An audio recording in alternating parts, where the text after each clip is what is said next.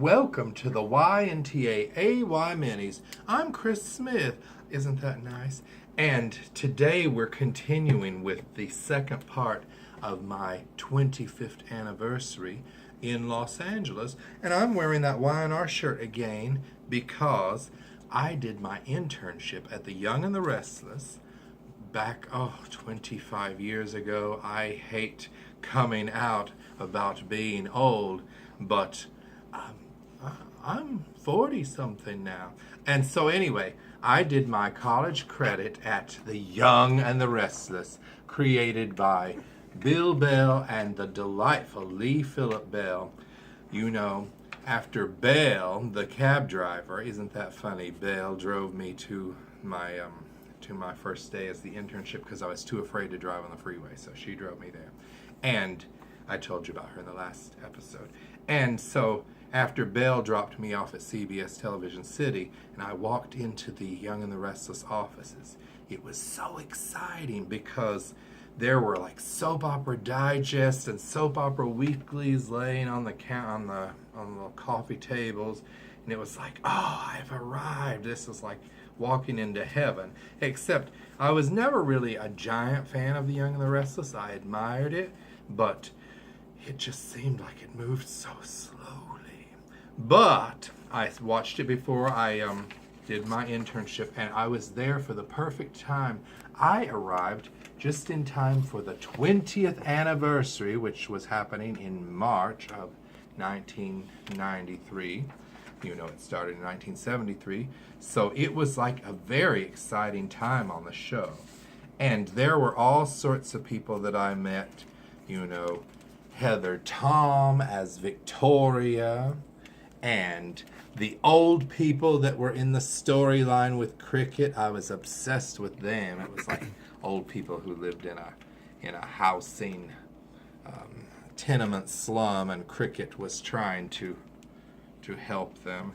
Here's Doug Davidson and me. Look, I never smiled in any photos. I was always like, because, you know, I was afraid to show my teeth, and I'd had braces. Christian LeBlanc, he's still on there after all these years. I was so excited to meet Peter Bergman, who plays Jack Abbott, but to me, he'll always be Dr. Cliff Warner from All My Children.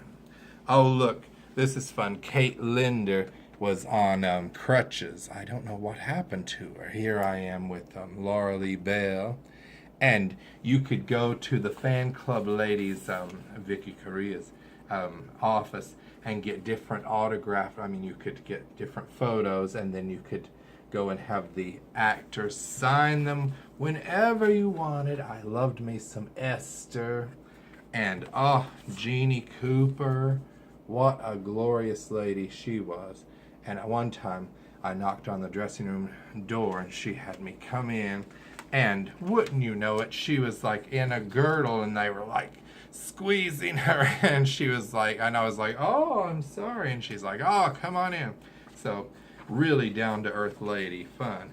You know who wasn't my favorite? I know I shouldn't speak out of school, but Jerry Douglas. I always called him mean old Jerry Douglas as John Abbott, and Eric Braeden as Victor Newman. He was very charming to all the ladies, all the girl interns, but one time they sent me to all the dressing rooms to put like a little memo from Nancy, the coordinating producer, and I put one on his dressing room mirror, and I was leaving. He must have been in the back, and then his door swings open, and he comes out in the hall and is like, "You, intern, don't be putting anything on a dressing room mirror.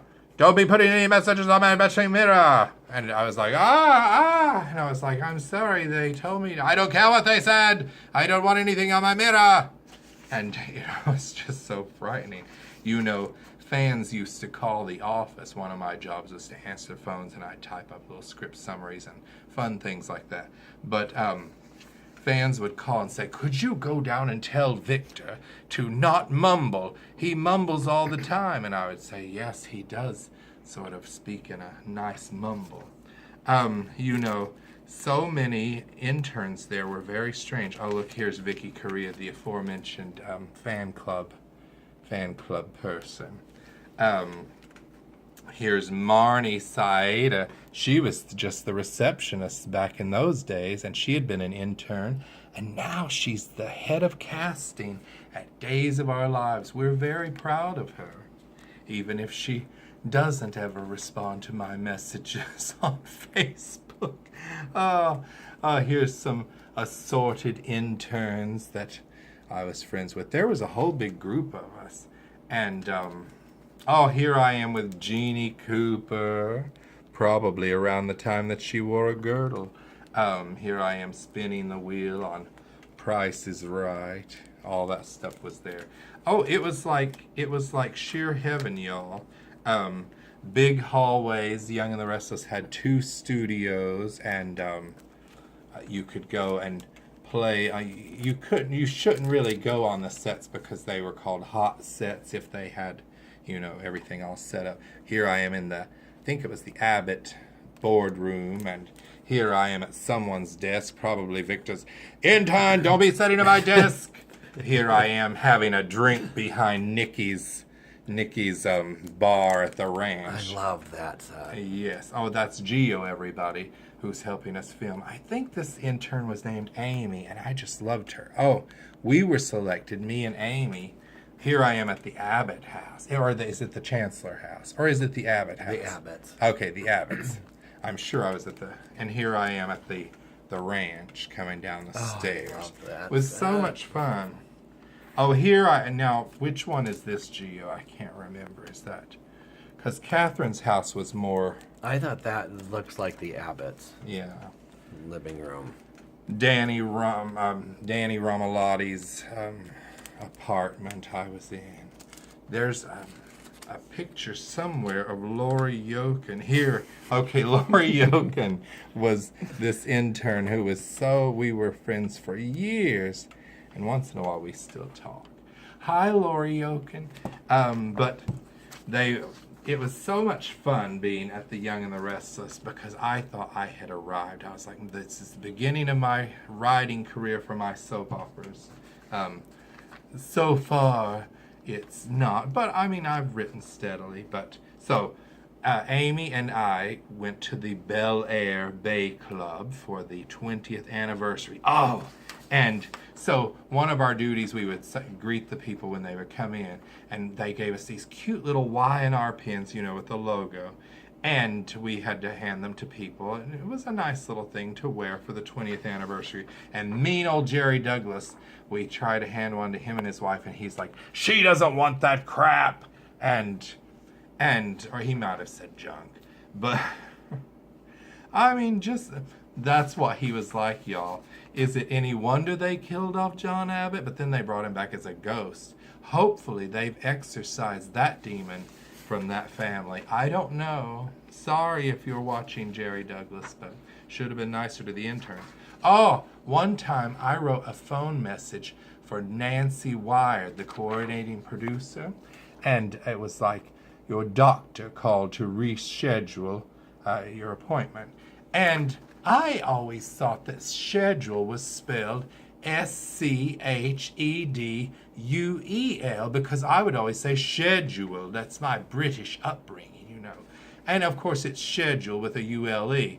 Well, Nancy was all like, went to, what was that guy's, was it Tom Walker who was in charge? Yes, was in charge of the interns. And she was like, this intern can't even spell. Well, I can spell. So, not to throw any shade at her, but isn't that petty? I mean, really. At the time that I was there, Michael Damian was doing Joseph and the Amazing Technicolor Dreamcoat at the Pantages Theater, and then I think it went to Broadway after that. What else did I want to tell you about? Oh, so there was this Santa Barbara mug sitting on somebody's desk because Debbie, who had worked at Santa Barbara for years, came to the Young and the Restless after Santa Barbara got canceled.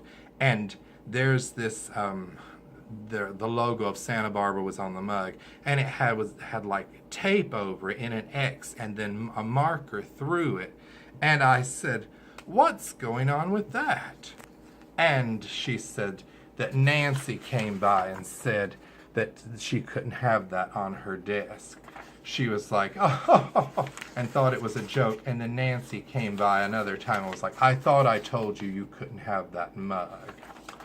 After that, I was like, you know what? I don't necessarily want to work in soap operas. But anyway, and the last thing I'll tell you, one time after I was gone, and I was working in the mail room, I was pushing my mail cart, and Bill Bell was holding the elevator door, and I was coming, and I'm like, oh, thank you. And then he was like, I was holding it for him. And he had to point down the hall, and Jerry Byrne, his co-writer, was coming. And it's like, you have to point out that you didn't do a nice thing for the mail boy to hold the elevator. This sounds like I'm bitter and all, but I had so much fun there, y'all. But just know there's bitter with the sweet when you come to Hollywood, and they will remind you of your place, even at the #1 show. And they always point out that they're the #1 show. Don't let you think otherwise.